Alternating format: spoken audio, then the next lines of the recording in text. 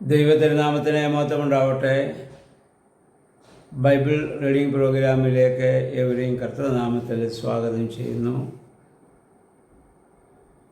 1 രാജാക്കന്മാരുടെ പുസ്തകം 21-ാം അധ്യായം. ആഗാബ് രാജാവിൻ്റെ അയൽപ്പക്കത്ത് താമസിച്ചിരുന്ന നാബോത്ത് എന്ന് പറയുന്നൊരു മനുഷ്യനെ കുറിച്ചാണ് ഈ അധ്യായത്തിൽ നമ്മൾ വായിക്കുന്നത്. നാബോത്ത് കഠിനാധ്വാനിയായിരുന്നു. അദ്ദേഹത്തിന് പൂർവികമായി ലഭിച്ചതായ സ്വത്തിൽ അദ്ദേഹം നന്നായി അധ്വാനിച്ച് കൃഷി ചെയ്ത് നല്ല മുന്തിരിത്തോട്ടവും പൂന്തോപ്പും ഒക്കെ അദ്ദേഹത്തിനുണ്ടായിരുന്നു. രാജാവിന് അതിനോട് മോഹമുണ്ടായിട്ട് അത് സ്വന്തമാക്കാൻ ആഗ്രഹിച്ചു. നാബോത്തിനെ വിളിച്ചിട്ട് ആ സ്ഥലം എനിക്ക് തരണം, ഞാനതിൻ്റെ വില നിനക്ക് തരാമെന്നൊക്കെ അവിടെ പറയുന്നുണ്ട്. പക്ഷെ നാബോത്ത് അത് വിൽക്കുവാൻ ആഗ്രഹിക്കുന്നില്ല. കാരണം തനിക്ക് പൂർവികമായി ലഭിച്ച സ്വത്ത് തൻ്റെ അനന്തരാവകാശികൾക്ക് കൈമാറണമെന്നുള്ളതാണ് നാബോത്തിൻ്റെ ആഗ്രഹം. ലേവ്യ പുസ്തകം 25-23 യഹോവയായ ദൈവം ഇതിനു മുൻപ് ഇസ്രായേലിൽ പറഞ്ഞവർ വായിച്ചിട്ടുണ്ട്. നിങ്ങൾ ഭൂമി എന്നേക്കുമായി വിൽക്കരുത്, ഭൂമി നിങ്ങളുടേതല്ല, എൻ്റേതാണ്. നിങ്ങളതിലെ പരദേശികളും കുടികിടപ്പുകാരുമാണ്. എന്ന് പറഞ്ഞാൽ മനുഷ്യന് ഭൂമിയുടെ മേൽ ഉപയോഗ അവകാശം മാത്രമേ ഉള്ളൂ. നമുക്ക് ലഭിക്കുന്ന ഭൂമി നമുക്ക് ജീവിക്കുന്നിടത്തോളം കാലം നമുക്കത് ഉപയോഗിക്കാം. അതിനപ്പുറം അതിൻ്റെ മേൽ നിനക്ക് അവകാശമില്ല. കാരണം ദൈവമാണ് ഈ പ്രപഞ്ചത്തെ സൃഷ്ടിച്ച് ദൈവത്തിൻ്റേതാണെന്ന് ഉള്ള രീതിയിൽ പറയുന്നുണ്ട്. അപ്പോൾ അതുകൊണ്ട് നിൻ്റെ ഭൂമി നിനക്ക് അന്യാധീനപ്പെട്ടാൽ എങ്ങനെ അതിനെ പിന്നെ വീണ്ടെടുക്കാമെന്നുള്ള നിയമങ്ങളും അതിനോട് ചേർന്ന് നമ്മൾ നേരത്തെ വായിച്ചിട്ടുള്ളതാണ്. അതുകൊണ്ട് നാബോത്ത് ഇത് വിൽക്കുവാൻ ആഗ്രഹിച്ചില്ല. ഇവിടെ ആഹാബിൻ്റെ പ്രശ്നം, രാവിലെ എഴുന്നേൽക്കുമ്പോൾ കാണുന്നത് ഈ മനോഹരമായ സമീപത്തുള്ള തോട്ടം സ്വന്തമാക്കാൻ ആഗ്രഹിക്കുന്നു. പാപചിന്തകളും ദുരാഗ്രഹങ്ങളും ദുർമോഹങ്ങളും നമ്മുടെ ഉള്ളിലേക്ക് പ്രവേശിക്കുന്ന അവയവമാണ് നമ്മുടെ കണ്ണെന്ന് നമുക്കറിയാം. അതൊരു പവർഫുൾ ഡിജിറ്റൽ ക്യാമറ ആണ്. കണ്ണിൻ്റെ പ്രത്യേകത എന്ത് കണ്ടാലും അത് ക്ലിക്ക് ചെയ്യും. പക്ഷേ നമ്മളങ്ങനെ ക്ലിക്ക് ചെയ്യുന്നതെല്ലാം ഡെവലപ്പ് ചെയ്യാൻ പാടില്ല എന്ന് മാത്രം. കാണുക, വിട്ടുകളയുക. അങ്ങനെയുള്ളതിനെ മനസ്സിൽ കൊണ്ടു നടന്ന് താലോലിക്കുമ്പോഴാണത് പാപമായിട്ട് പിന്നെ അത് മാറ്റപ്പെടുന്നത്. കാണാനും നോക്കാനും ഒക്കെയുള്ള അവകാശം നമുക്കുണ്ട്. പക്ഷെ അതിന്മേൽ നമുക്കൊരു മോഹത്തിലേക്ക് അത് പോകുമ്പോഴാണത് പ്രശ്നമുണ്ടാകുക. ഇവൻ്റെ ഈ സ്ഥലം, അതുകൊണ്ട് നമ്മുടെ കർത്താവും പറഞ്ഞു, നിങ്ങളുടെ കണ്ണ് ശരീരത്തിൻ്റെ വെളിച്ചമാണ്. കണ്ണ് കേടായാൽ ശരീരം മുഴുവൻ അന്ധകാരമാകും. അപ്പം നോട്ടത്തിലൂടെയാണ് കൂടുതൽ പാപം നമ്മിലേക്ക് പ്രവേശിക്കുന്നത് എന്ന കാര്യം നമ്മൾ ഓർത്തിരിക്കുക. പക്ഷെ ആഹാബിനെ ഈ സ്ഥലം അവൻ വിൽക്കുകയില്ല എന്ന് പറഞ്ഞപ്പോൾ പ്രയാസമായി അദ്ദേഹം ദുഃഖിച്ചു കിടക്കുന്നു, ഭക്ഷണം കഴിക്കാതെ കിടക്കുന്നു. ഭാര്യയായ ഇസബേൽ അവൾ വന്ന കാര്യം അന്വേഷിക്കുന്നു. അവൾ പറയുന്നു, ധൈര്യമായിരിക്കുക, ഞാൻ ആ സ്ഥലം വാങ്ങിക്കൊള്ളാം. ഈ ഇസബേൽ ആണ് ഏലിയാവിനെ വധിക്കാൻ വേണ്ടി ആഗ്രഹിച്ചതും ബാലിൻ്റെ പുരോഹിതന്മാരെ ഏലിയാവ് കൊന്നതിൻ്റെ പ്രതികാരമായി അങ്ങനെയാണ് ഏലിയാവ് ഇവിടുന്ന് ഭയപ്പെട്ട് ഓടിപ്പോന്നൊക്കെ കഴിഞ്ഞ തേങ്ങ നമ്മൾ വായിച്ചതാണ്. ആ ഭാര്യ ദുരാഗ്രഹിയായ ഒരു സ്ത്രീയാണ് ആഹാബിൻ്റെ ഭാര്യ ഇസബേൽ.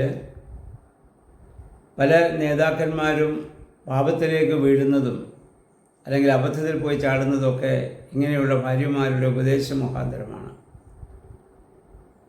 അതുകൊണ്ട് ബൈബിൾ പറയുന്നു, ഉത്തമയായ ഭാര്യ ദൈവത്തിൻ്റെ വലിയ ദാനമാണ്. ബുദ്ധിമതിയും വിവേകമതിയുമായ ഭാര്യമാർ നല്ല ഉപദേശങ്ങളാണ് ഭർത്താക്കന്മാർക്ക് പറഞ്ഞു കൊടുക്കേണ്ടത്. ദുരാഗ്രഹങ്ങളും ദുർമോഹങ്ങളും ഉണ്ടാകത്തക്കവണ്ണം ആരെയും പ്രേരിപ്പിക്കരുത്.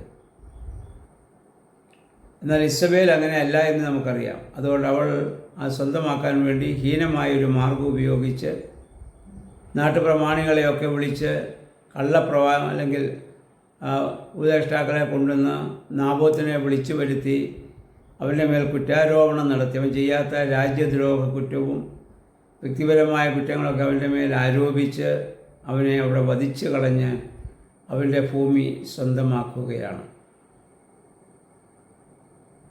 വളരെ ഹീനമായ ഒരു പ്രവൃത്തിയിലൂടെയാണ് നിരപരാധിയായ ഈ നാബോത്തിനെ അവിടെ വധിക്കുന്നത്. ഒരു പാപം ചെയ്യാത്തൊരു മനുഷ്യൻ, കഠിനാധ്വാനിയായ ഒരു മനുഷ്യൻ, ദൈവത്തിൽ വിശ്വസിക്കുന്ന ആർക്കും അങ്ങനെ ഒരിക്കലും ചെയ്യാനാവില്ല. ദുരാത്മാക്കൾ നമ്മൾ പ്രവർത്തിക്കുമ്പോഴാണ് അങ്ങനെയുള്ളതായ പ്രവണത നമുക്കുണ്ടാകുന്നത്. ഈ വിവരമറിഞ്ഞ യഹോവയായ ദൈവം ഏലിയ പ്രവാചകനെ അവിടെ പറഞ്ഞുകൂടിയാണ്. ഇപ്പോൾ ഏലിയാവ് വളരെ ധൈര്യശാലിയാണ്. ഇതിനു മുമ്പ് ആത്മാവ് അല്ലെങ്കിൽ ദൈവത്തിൻ്റെ ദൂതൻ ചെന്നവനോട് പറഞ്ഞ് അവനിപ്പോൾ ധൈര്യപ്പെട്ടിട്ടുണ്ട്. അവനിപ്പോൾ രാജാവിൻ്റെ അടുത്ത് വരാൻ അവൻ ഭയപ്പെടുന്നില്ല. വന്നിട്ട് പറഞ്ഞ്, നീ ചെയ്ത ഹീനമായ പ്രവൃത്തി നാബോത്തിൻ്റെ രക്തം കുടിച്ച നായ്ക്കൾ നിന്റെ രക്തവും കുടിക്കാൻ കാരണമായി തീരും, നീയും ഹീനമായ രീതിയിൽ വധിക്കപ്പെടും. അത് കേട്ടപ്പോൾ ആഹാബ് യഥാർത്ഥത്തിൽ പശ്ചാത്തപിക്കുകയാണ്. നമ്മൾ വായിക്കുന്നു, അദ്ദേഹം വസ്ത്രം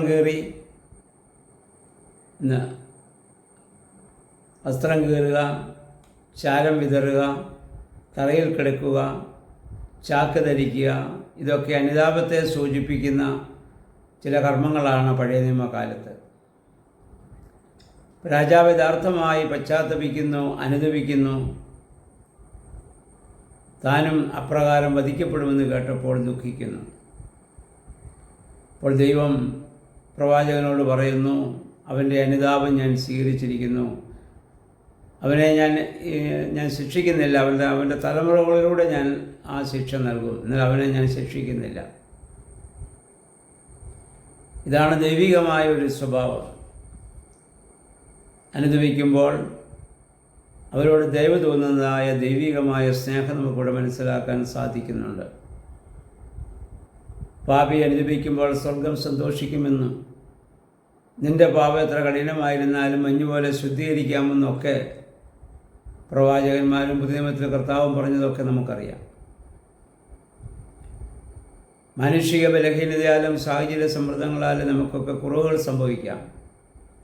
എന്നാൽ യഥാർത്ഥമായി പശ്ചാത്തപിക്കുമ്പോൾ ദൈവം അതൊക്കെ നമ്മോട് ക്ഷമിക്കുന്നു. ദാവീദിൻ്റെ ജീവിതത്തിലും ഇപ്രകാരമുണ്ടായ ഹീനമായ പ്രവൃത്തി മുഖാന്തരം അദ്ദേഹം പിന്നെ പശ്ചാത്തപിച്ചതും ഒക്കെ നമുക്കറിയാമല്ലോ. എന്ന് വിചാരിച്ച് ഇത് പാപം ചെയ്യാനുള്ള ഒരു ലൈസൻസായി നമ്മൾ കാണാൻ പാടില്ല. ഇത് സംഭവങ്ങളൊക്കെ നടക്കുന്ന പഴയ നിയമകാലത്താണ്. പഴയ നിയമകാലത്ത് നമുക്ക് നേരത്തെ നമ്മൾ ചിന്തിച്ചതുപോലെ പരിശുദ്ധാത്മാവ് സ്ഥിരവാസന ഭൂമിയിൽ വന്നിട്ടില്ല. അതിൻ്റെ താൽക്കാലികമായ ചില പ്രവർത്തനങ്ങൾ മാത്രം കാലാകാലങ്ങളിൽ സംഭവിക്കുന്നെന്ന് മാത്രമേ ഉള്ളൂ.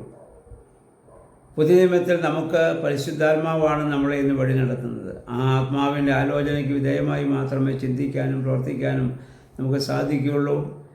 ഇപ്രകാരമുള്ള ഹീന പ്രവൃത്തികളിൽ നിന്ന് നമ്മെ സംരക്ഷിക്കുവാൻ പരിശുദ്ധാത്മാവുള്ളതിന് നമ്മൾ വിധേയപ്പെടണമെന്ന് മാത്രം. ആഹാബ് രാജാവിൻ്റെ ജീവിതത്തിൽ ഇനി സംഭവിക്കുന്ന അടുത്ത അധ്യായത്തിലേക്ക് ചെല്ലുമ്പോൾ നമുക്ക് കാണാൻ പറ്റും. അതുകൊണ്ട് ഈ രാജാവിന് പറ്റിയതായ അബദ്ധം നമ്മുടെ ജീവിതത്തിൽ സംഭവിക്കാതെ ആയിരിക്കട്ടെ. ദുർമോഹങ്ങളും ദുശ്ചിന്തകളും തമ്മിലുണ്ടാകുമ്പോൾ എനിക്ക് ആവശ്യമുള്ളതും അനുഗ്രഹമായതും ദൈവം എനിക്ക് നൽകും. കാലാകാലങ്ങളിൽ അതിനുള്ള ദൈവം എനിക്ക് നൽകുമെന്നുള്ള ഉറച്ച വിശ്വാസത്തോടെ ദൈവത്തിന് പൂർണ്ണ സമർപ്പിതമായി ജീവിക്കുവാൻ ദൈവമേ, പരിശുദ്ധാത്മാവേ, ഞങ്ങളെ ശക്തീകരിക്കണേ നമുക്ക് പ്രാർത്ഥിക്കാം. ദൈവം അതിന് നമ്മെ എല്ലാവരെയും സഹായിക്കുമാറാകട്ടെ.